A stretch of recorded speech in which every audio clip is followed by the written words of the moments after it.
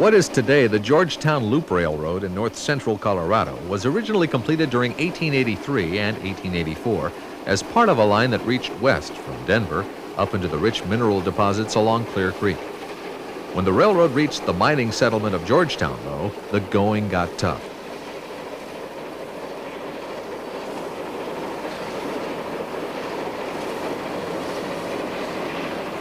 From a vantage point across the canyon, alongside U.S. Interstate 70, we get a good view of a steam train working its way upgrade over the railroad's impressive Devil's Gate Viaduct just outside of Georgetown.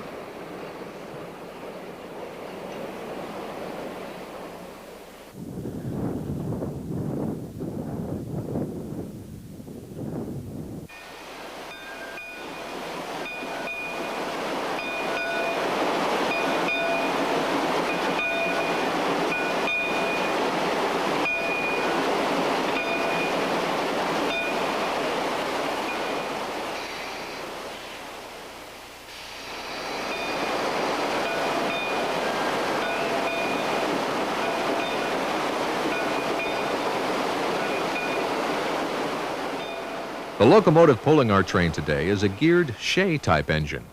Shays were built with an offset boiler to counteract the weight of the steam cylinders on the right-hand side of the locomotive. Geared drive shafts connected the axles with the engine, and with this driving arrangement, a Shay could negotiate tighter curves and maintain traction up steeper grades than conventional rod-type steam locomotives. Number 12 was built in 1926 by the Lima Locomotive Works and originally ran on the West Side Lumber Company's narrow-gauge logging railroad in California.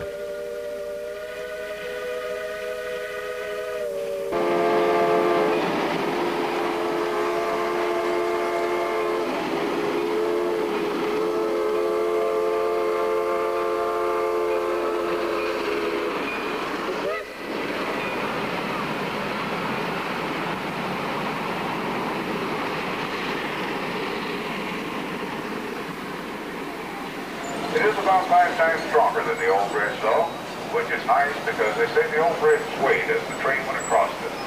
This bridge doesn't sway, we'll guarantee it. When the railroad first came on the scene, there were no decent roads, and heavy grading machinery was a technology of the future. With these constraints, railroad construction was already quite a challenge. But at Georgetown, the railroad builders were faced with an even bigger problem. The town of Silver Plume, located just 2 miles up the canyon from Georgetown, needed that railroad. However, the tracks would have to climb 638 feet in only 2 miles, an impossibly steep grade. Imaginative engineers looped the railroad around hairpin turns and then over itself on a tall bridge to gain the needed elevation in the short distance between Georgetown and Silver Plume. The 2 miles between towns was lengthened to nearly 4.5 miles of track, and the Georgetown Loop was born. Completed in 1884, the short line was supposed to be the first part of a railroad route reaching all the way to Leadville, Colorado via Loveland Pass. But this construction never began, and the line instead settled down to carrying ore, mining supplies, and tourists to the town of Silver Plume until its abandonment in 1939. Today, the yards and shops of the reconstructed Georgetown Loop Railroad are located at the upper end of the line, just outside of Silver Plume.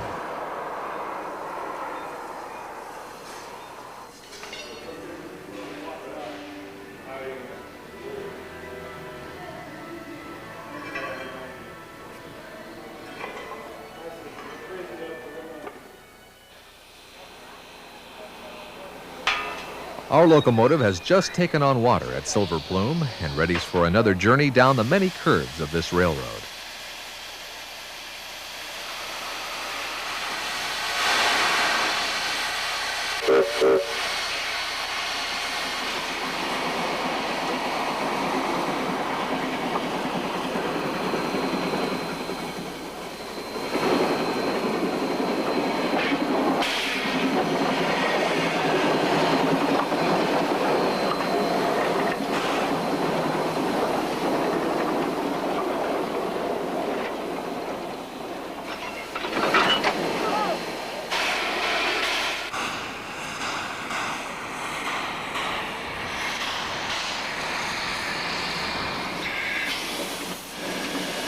As in many parts of the Colorado Rockies, mining was once the principal industry of this area. An informative guided tour is offered by docents of the Colorado Historical Society and an abandoned mine located midway along the railroad. Each train stops to drop off and pick up passengers at the mine, then continues on to its destination.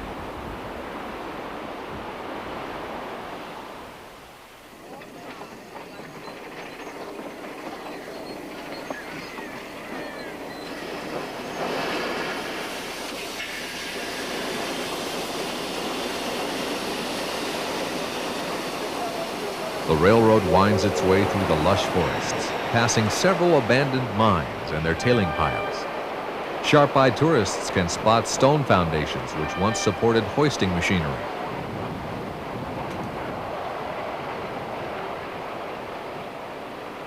The view from each bridge along the route is fascinating. The tracks cross Clear Creek 4 different times as the railroad makes its way along.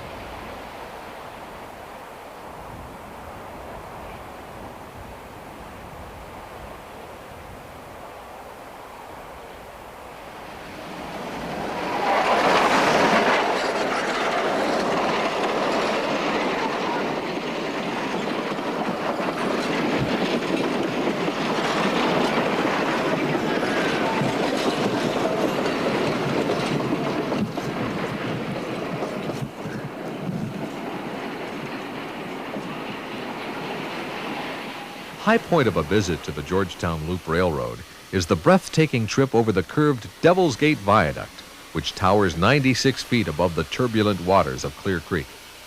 The original high bridge was removed when the railroad was abandoned in 1939. Using the original plans, the 300-foot-long bridge has been reconstructed through the efforts of the Colorado Historical Society. No other great American train ride offers a trip anything quite like the Georgetown Loop.